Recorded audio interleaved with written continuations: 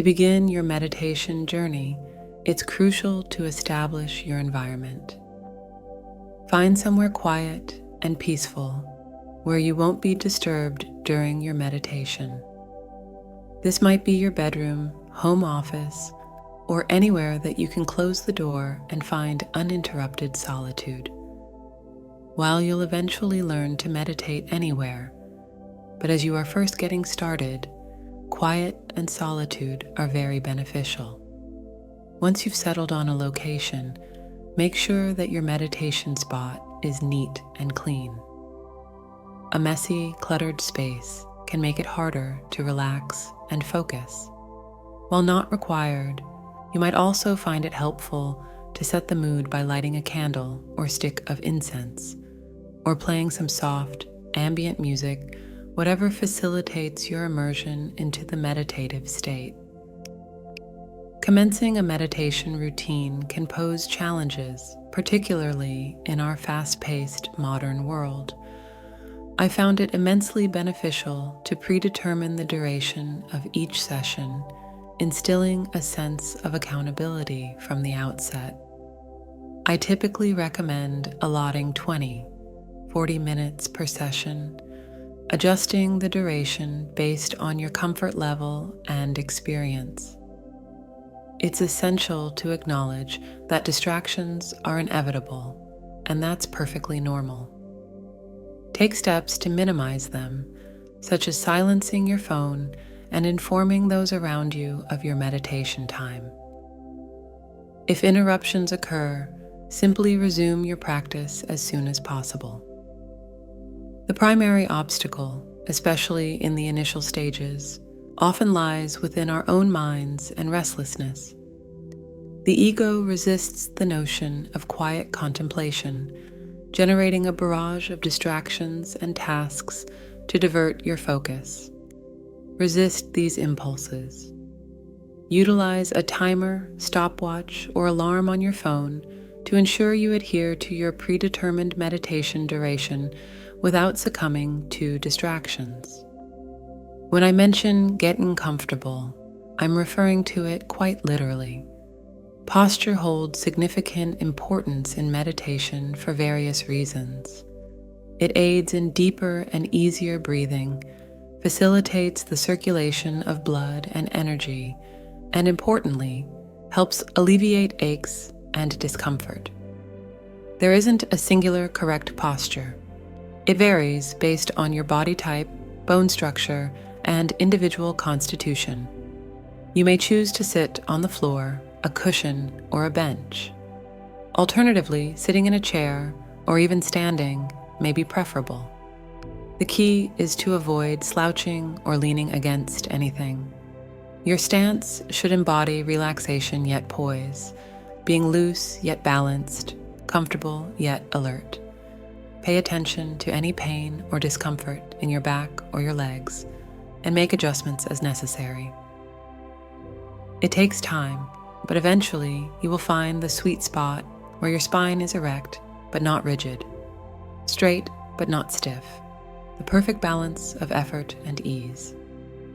Bring your attention to your breathing. Focus on the sensations, the air flowing in and out of your mouth and nostrils, the rise and fall of your chest, the filling and emptying of your belly. Don't try to control your breathing. No need to deliberately breathe slow or deep, although this will often happen on its own as you become aware of your breathing. Just pay attention and feel the rhythm, the ebb and flow. There are breathing exercises which we will explore later on, but for now, just observe. Easier said than done, right? But relaxing is possible, and the first step is awareness. Start by becoming aware of any places in your body where there is tension or discomfort. We have a tendency to store stress in our bodies, particularly in the legs, shoulders, back, neck, and face. Each time you breathe out, imagine that tension flowing out of your body.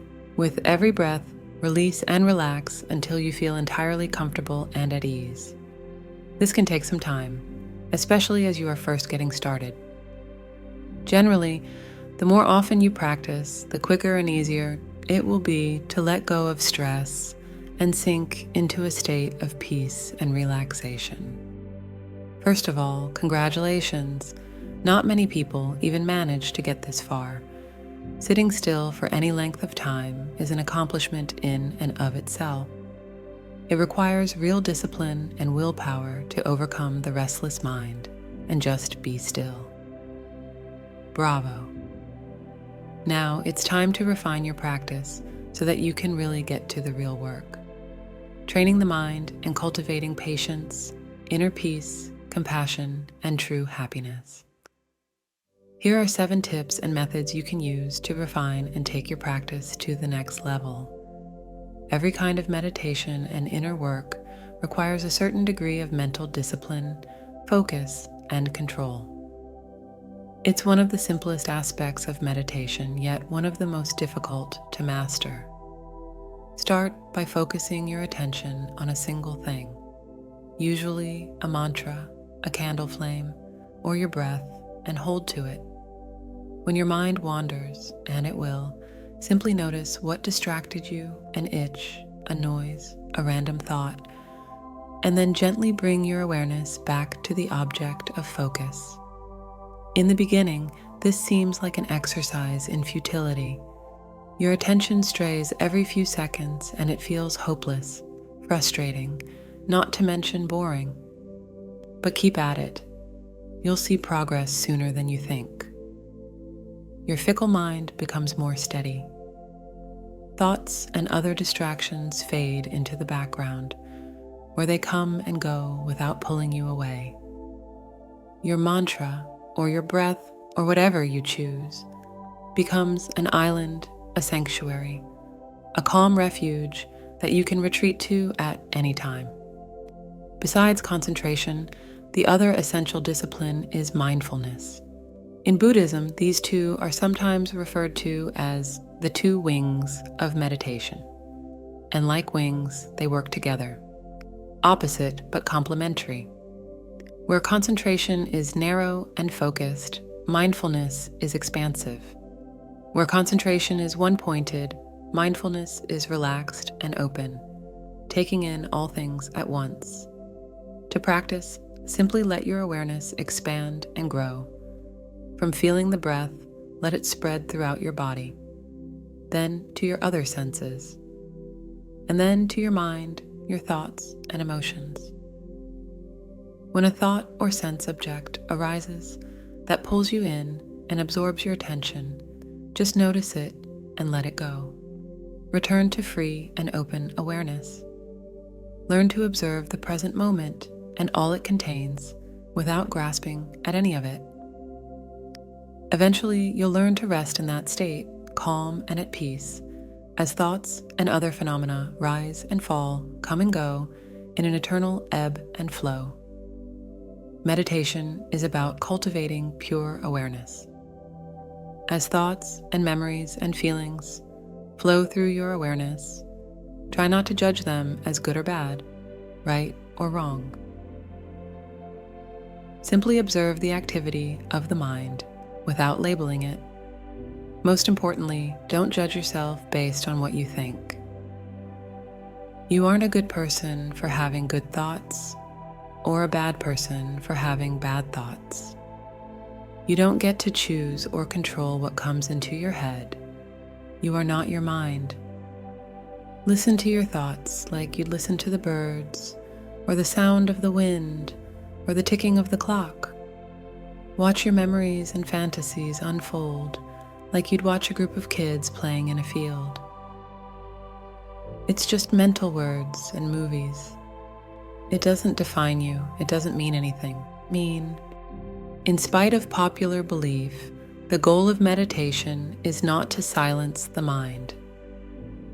The mind is not an enemy to be overcome, but with the right attitude and training, can be an ally and a powerful tool. Whether you are practicing concentration or mindfulness, the ceaseless stream of thought will distract you, hypnotize you, and capture your attention again and again. But if you watch closely, you will see many of the same thought patterns keep repeating over and over.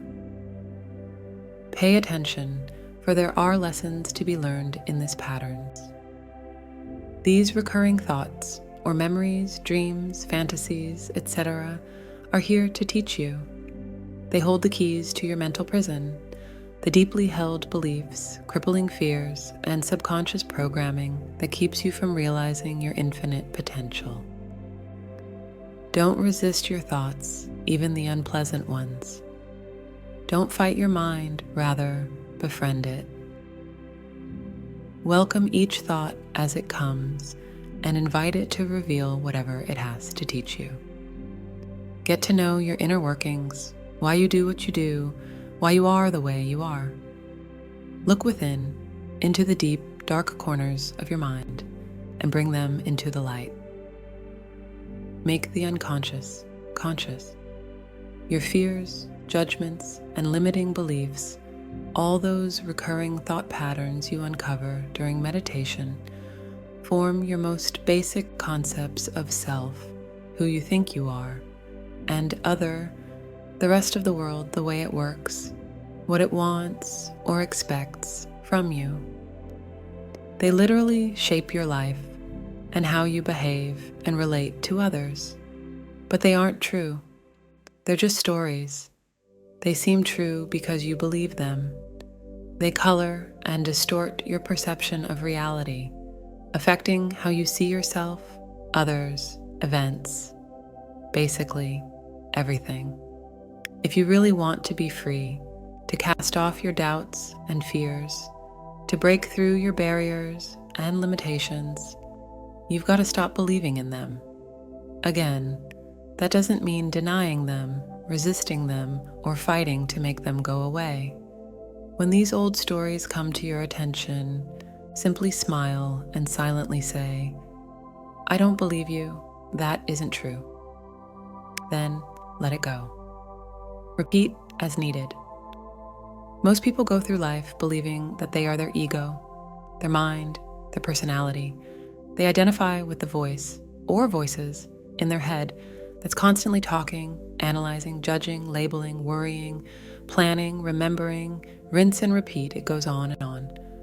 But it isn't true. Meditation offers us a way to free ourselves from that great lie. We can learn to stop identifying with the scared little ego and realize the empowering truth of who and what we really are. Again, this doesn't mean that you have to stop thinking or silence the ego. All you have to do is make a tiny shift from being the thinker of all those thoughts to simply being a spectator, an observer. Don't say to yourself, "I think," or "I'm thinking." Thinking is happening, that's all. You don't have anything to do with it. The thoughts aren't yours. They are just thoughts. When you truly realize this, you will feel a tremendous sense of freedom, like a huge weight has been lifted off your shoulders. You are not limited or defined by the thoughts and stories that are swimming around in your head. You are not your mind or your ego. You are the vast, pure ocean of awareness that witnesses the whole charade. You are free. You can do anything. The highest, most subtle, and difficult meditative skill you can learn is the art of surrender. Meditation is about letting go, surrendering your fears, your beliefs, and ultimately surrendering your so-called self. We have to give up what we think we know in order to realize the truth. We have surrender who we think we are in order to realize all that we can be. Every time you sit down to practice, surrender every idea you have about what meditation is, what you should do, how it should feel. Even the wisest teachings, the most brilliant advice and instruction must eventually be set aside, like a raft, after you've crossed the river. When you sit down to meditate, give yourself to the silence, to the stillness, to the unique experience of this moment with no expectations. Be open to whatever arises. Don't measure your progress against anyone else's. Let your practice take you where it will. Surrender.